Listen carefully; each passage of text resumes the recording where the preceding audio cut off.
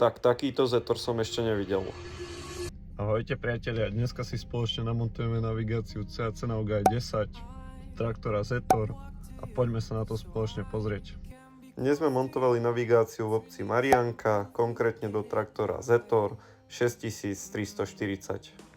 Takto vyzeral traktor pred samotnou montážou a ako prvé sme si upevnili gyroskop, pretiahli kabeláž a následne sme prešli na strechu, kde sme si strechu vyčistili, následne namerali stred a upevnili samotnú anténu a takto vyzerala finálna strecha. Následne sme si už iba pripevnili tablet a prešli sme na školenie, kde sme si ukázali, ako sa pridáva náradie, ďalej ako sa pridávajú samotné polia a v danom poli ako sa vytvárajú hranice a navigačné línie.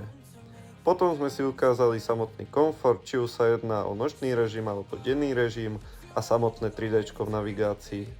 Po školení sme spolu so zákazníkom prešli na pole, kde si zákazník už iba navigáciu vyskúšal.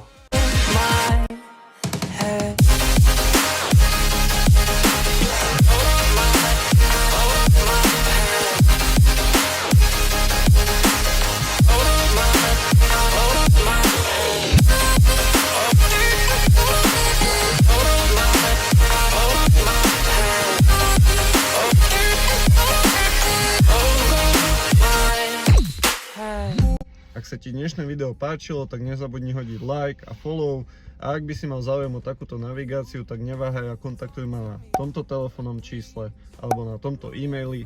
Ja sa s vami lúčim, ahojte.